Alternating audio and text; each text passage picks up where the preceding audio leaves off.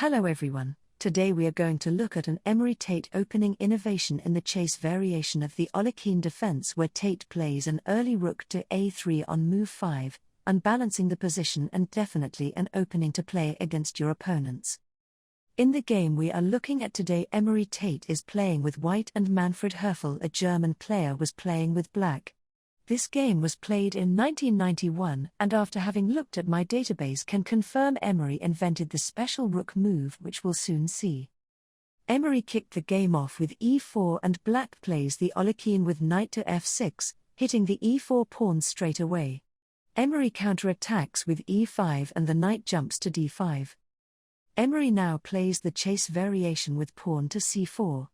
The knight goes to b6 and Tate plays a4. White is now threatening to play a5 and trap the knight, which will have no squares to go to. Moves in this position for black are d6, d5 and a5. In this game black played a5 to block the pawn. And now we see the special move from Tate. A normal move here is d4 or knight to f3, but Tate plays the very interesting rook to a3. The computer doesn't like this move, but on a psychological level this is a great move to play to unbalance the position and really unnerve your opponent. e6 looks like the most natural move for black, but then white will probably play what he did in the game. In the game knight to c6 was played instead and Tate followed up with a natural d4 to protect his e5 pawn. Black also plays well here by playing d6 striking at white's center. Typical here, white can play pawn takes d6 and black would recapture. This seems okay for both sides and white may be able to throw in rook to e3 check, and after bishop to e7, white can develop normally with knight to f3, castles and play bishop to e2. With a rather interesting and unbalanced game. However, after d6 I really like Tate's move. Instead of going into simplification, Tate complicates the game with pawn to e6, a stunning move.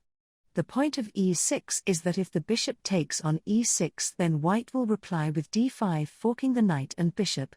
Once the bishop retreats to d7, white will take on c6, black will recapture and white can calmly develop with bishop e3. Black has two pawns for the knight but white can control this position. For instance, after e6 white can disrupt black's structure with bishop takes knight, pawn takes bishop and play rook to d3. White's plan could be to develop here with knight to c3, knight to f3, bishop to e2 and move their knight into b5. Black was too smart for this trickery though and took the free pawn with the f-pawn. This is where Tate plays another shocking move. He launches his rook all across the board to g3. Black must have been wondering what he let himself in for. The computer now suggests g6 in this position for black. But if we continue in Tate's style here, I think white can play the annoying h4. After bishop g7, we can play h5 and really go for black's throat. The computer suddenly loves this position for white, and after knight takes d4 pawn takes g6, h6 and knight to f3 white's position looks very promising. e5 is the best move for black, but then white can take on d4 and after black recaptures play the brilliant rook takes h6, crashing into the position. After rook takes h6, bishop captures, bishop takes, white can play g7 forcing the bishop to give itself up. White now gets a nice advantage with queen to h5 check, king to d7 and rook takes g7 with significantly move opportunities and ideas.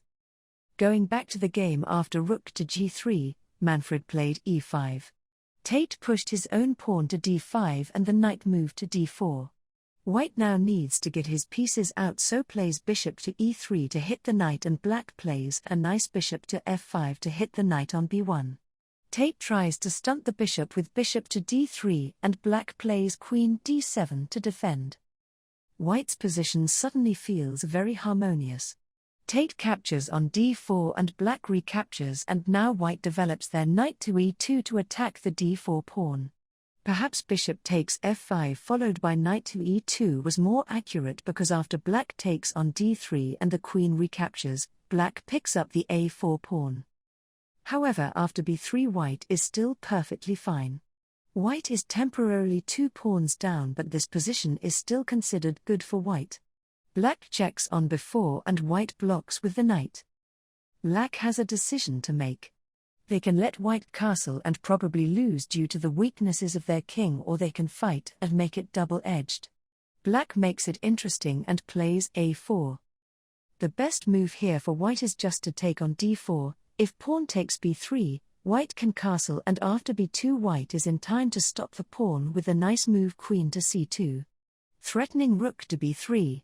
Black's best move is rook to a3, but after a trade of rooks and white plays rook to b1, the position still looks great for white. Black can try g6 here, but knight to b5 looks very strong. Black may also try king to f7, but white also has queen to f5 here, king to e8, and again a powerful knight to b5.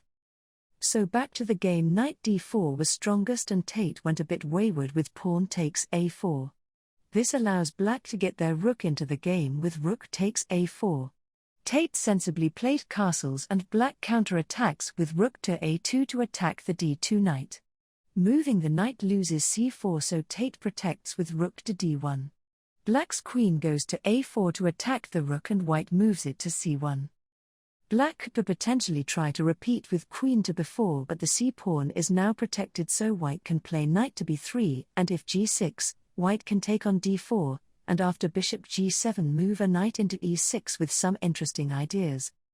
In the game though, black played rook to a1 to try and trade rooks. Tate didn't want to trade pieces and undeveloped their knight back to b1. Black added some pressure onto this knight with the queen, but it is fully defended and white can finally take back a pawn with knight takes d4. The knight is now very strong. Black now noticed a tactic with knight takes c4.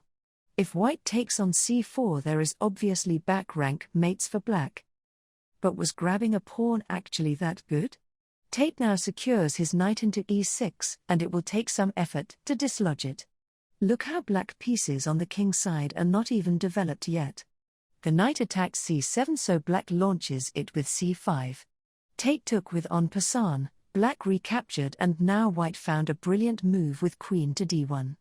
Threatening queen to h5 ideas, but also rook to b3, a sort of decoy tactic. Black senses danger and moves their king forward to d7. But this move is too cautious. Tate swings over their rook once again to b3, forcing the queen to move to a5. Rook takes c4 can definitely be played here, but Tate smells blood and he pounces with a nice queen to g4, setting up a discovered attack. Black's knight is still attacked and so moves it to e5. But now Tate strikes with a double check knight to c5. If the king hides on e8, then rook to b8 check queen to d8 and rook takes queen finishes the game. Instead black played king to c7, which still loses. Tate finishes with rook to b7 check, king to d8 and rook to b8 check, where black resigned the game. The point is after king to c7 queen to c8 is checkmate. A novel opening from white secured a great victory in a very unique game. Perhaps this is one you should play against the Alekhine in the future. Many thanks if you got this far in the video. If you did, please consider liking the video, or commenting below, it really helps with the YouTube algorithm. See you next time for more chess videos.